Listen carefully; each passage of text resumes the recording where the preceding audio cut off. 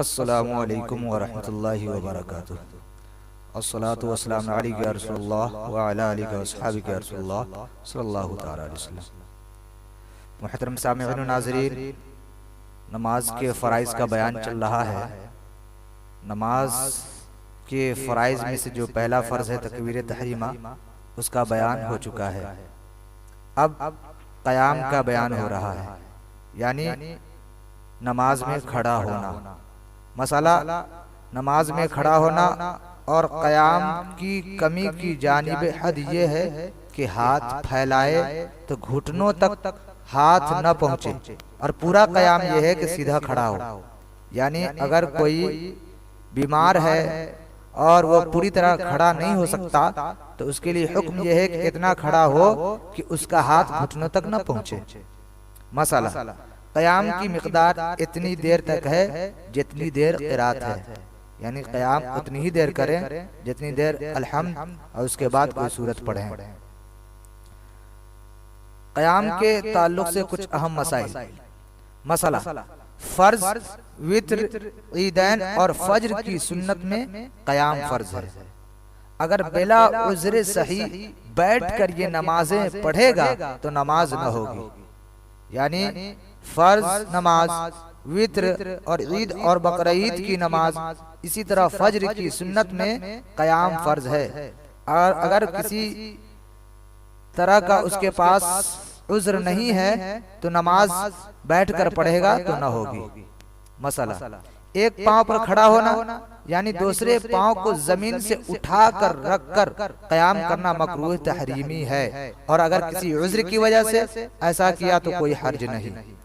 बाज़ लोग क्या करते हैं कि एक पांव को खड़ा करे रहते हैं, ऐसा करना मकरूह तहरीमी है, हराम के बराबर है, गोया कि उसको फिर से नमाज पढ़ना पड़ेगा। मसला अगर कुछ देर के लिए भी खड़ा हो सकता है, अगरचे इतना ही कि खड़ा होकर अल्लाहु अकबर कह ले तो फर्ज है कि खड़ा होकर इतना कह ले फिर बैठ जाए।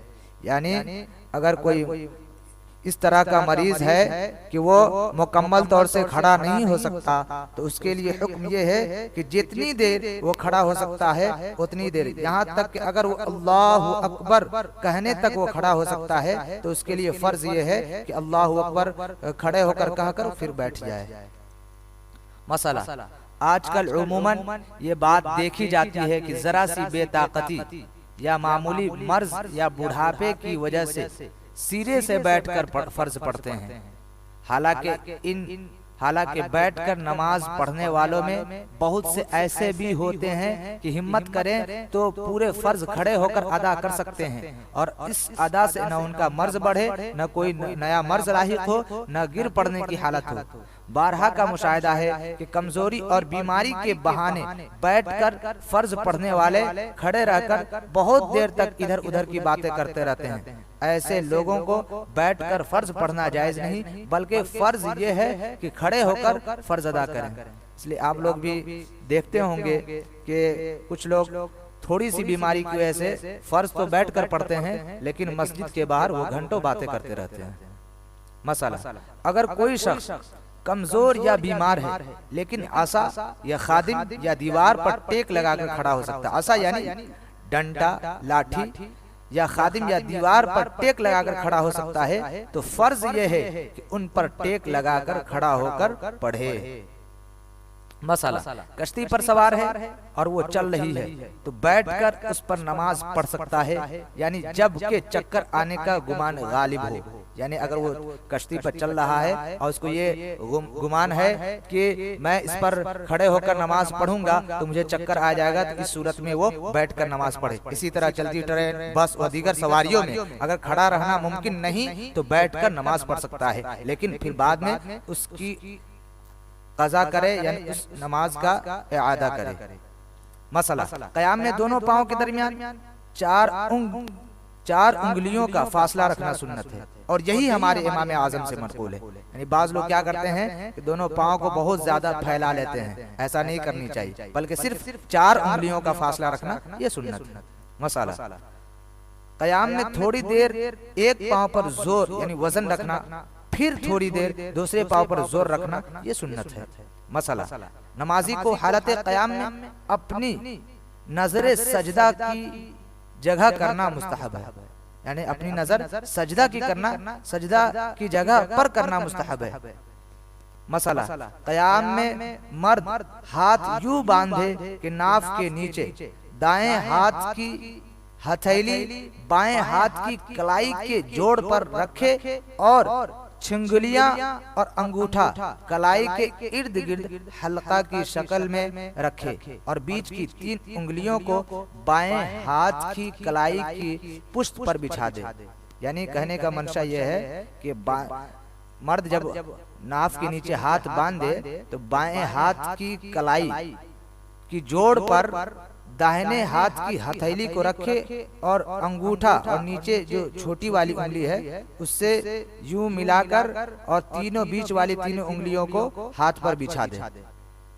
मसाला, खड़े होकर पढ़ने की कुदरत हो जब भी नमाज नफ्ल बैठकर पढ़ सकते हैं, मगर खड़े होकर पढ़ना अफजल है। हदीस में फरमाया है कि बैठकर पढ़ने वाले की नमाज खड़े होकर पढ़ने वाले की निस्फ है। यानी अगर कोई नफल नमाज में बैठकर पढ़ने की रुख्सत शरीयत ने दी है, लेकिन अगर कोई बैठकर नफल नमाज पढ़ता है तो उसके लिए आधा सवाब है खड़े होने के मुकाबले में। और अगर किसी उज़्र की वजह से बैठकर पढ़े तो सवाब में कोई कमी ना होगी। आजकल अवाम में आम रिवाज पड़ गया है कि नफल नमाज बैठकर पढ़नी चाहिए, और शायद नफल नमाज बैठकर पढ़ना अफजल गुमान करते हैं, लेकिन ये ख्याल गलत है, बातिल है। नफल नमाज भी खड़े होकर पढ़ना अफजल है, और खड़े होकर पढ़ने में दूना सवाब है, यानी डबल सवाब है। अलबत्ता अगर बगैर किसी उज़्र के भी नफल नमाज बैठकर पढ़ी तो नमाज बिला कराहत हो जाएगी। यानी अगर किसी ने नफल नमाज बैठकर पढ़ी फिर भी नमाज हो जाएगी, मगर सवाब आधा हासिल होगा। मसला, हुजूर पुरनूर सरवर आलम सल्लल्लाहु अलैहि वसल्लम ने नफल नमाज बैठकर पढ़ी, मगर साथ में ये भी फरमाया कि मैं तुम्हारे मिस्ल या यानी तुम्हारे जैसा नहीं, मेरा सवाब खड़े होकर और बैठकर दोनों में यकसा है। यहाँ पर उन लोगों को आईना दिखाया गया है जो लोग आक़ाए दो आलम सल्लल्लाहु अलैहि वसल्लम को अपनी तरह बशर कहते हैं। अल्लाह तबारक व तआला ने आक़ाए दो आलम सल्लल्लाहु अलैहि वसल्लम को आम मखलूक से बिल्कुल अलग फरमाया है। आपने अल्लाह के रसूल सल्लल्लाहु अलैहि वसल्लम का खुदा तबारक व तआला ने बहुत ऊंचा मकाम अता फरमाया। तो उम्मत के लिए खड़े होकर पढ़ना अफजल और दूना सवाब है, यानी डबल सवाब है, और बैठकर पढ़ने में भी कोई एतराज नहीं। मसला, बैठकर नफल अदा करने में रुकू इस तरह करना चाहिए कि पेशानी झुककर घुटनों के मुकाबिल हो जाए, यानी पेशानी बिल्कुल घुटनों के मुकाबिल हो जाए, और रुकू में सुरीन यानी चूतड़ उठाने की हाजत नहीं। यानी बाज लोग क्या करते हैं कि बैठकर नफल नमाज पढ़ते हैं तो चूतड़ पीछे से उठा लेते हैं रुकू करते वक्त, ऐसा नहीं करना चाहिए। बैठकर नमाज पढ़ने में रुकू करते वक्त सुरीन यानी चूतड़ उठाना मकरूह तंजीही है। मसला, हालत क़याम में दाएं बाएं झूमना मकरूह तंजीही है। यानी बाज लोग क्या करते हैं, क़याम में खड़े होते हैं यानी क़याम करते हैं तो हिलते रहते हैं, ऐसा नहीं करना चाहिए, ये करना मकरूह तंजीही है। मसला, अगर क़याम पर कादिर है मगर सजदा नहीं कर सकता, या सजदा तो कर सकता है मगर सजदा करने से जख्म बहता है, तो उसके लिए बेहतर है कि बैठकर इशारे से पढ़े, और खड़े होकर इशारे से भी पढ़ सकता है। यानी कोई बीमार है या उसको किसी तरह का जख्म उसके जिस्म पे निकला हुआ है तो वो खड़ा तो हो सकता है लेकिन सजदा नहीं कर सकता, या तो बैठ सकता है लेकिन खड़ा नहीं हो सकता, तो उसके लिए बेहतर ये है कि वो जिस तरह मुनासिब हो वो इस तरह अदा करे। मसला, अगर कोई शख्स इतना कमजोर है कि मस्जिद में जमात के लिए जाने के बाद खड़े होकर नमाज न पढ़ सकेगा, और अगर घर में पढ़े तो खड़ा होकर पढ़ सकता है तो घर में पढ़े। यानी कोई ऐसा शख्स है कि वो इतना बीमार है कि अगर वो मस्जिद में आता है तो उसके बाद भी वो खड़े होकर नमाज नहीं पढ़ सकेगा, तो और घर में खड़े होकर पढ़ सकता है, तो उसके लिए जरूरी है कि वो घर में ही नमाज पढ़े। अगर घर में जमात मैसर हो तो बेहतर है, वरना अकेले नमाज पढ़े। मसला, जिस शख्स को खड़े होकर नमाज पढ़ने से पेशाब का कतरा टपकता है लेकिन बैठकर नमाज पढ़ने से कतरा नहीं आता, तो उसे फर्ज है कि बैठकर पढ़े। यानी एक बीमारी होती है सलसुल बौल की, जो लगातार उसको पेशाब का कतरा आता रहता है, तो शरीयत ने उसको इजाजत दी है उस हालत में भी नमाज पढ़ने की, उसी वक्त की।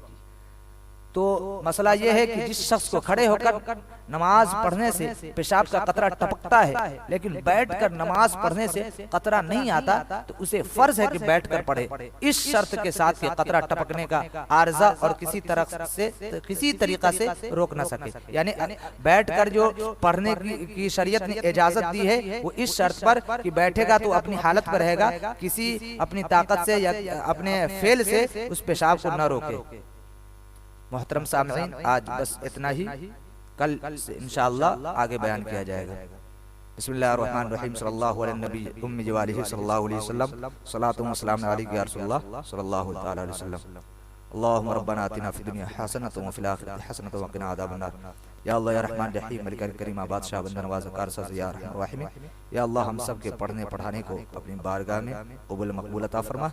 मौला तबारक व तआला माह मुक़द्दस में नमाज पढ़ने की, नमाज़े को सही सही पढ़ने की तौफीक व रफ़ीक अता फरमा। मौला तबारक व तआला शरीयत मुतहरा की पे चलने, बताए हुए रास्ते पर चलने की तौफीक व रफ़ीक अता फरमा। इन्नल्लाह व मलाइकतहु युसल्लूना अलन नबी या अय्युहल्लज़ीना आमनु सल्लु अलैहि व सल्लिमू तस्लीमा। अल्लाहुम्मा सल्लि अला सय्यिदिना मौलाना मुहम्मद बारिक सल्लल्लाहु अलैहि वसल्लम।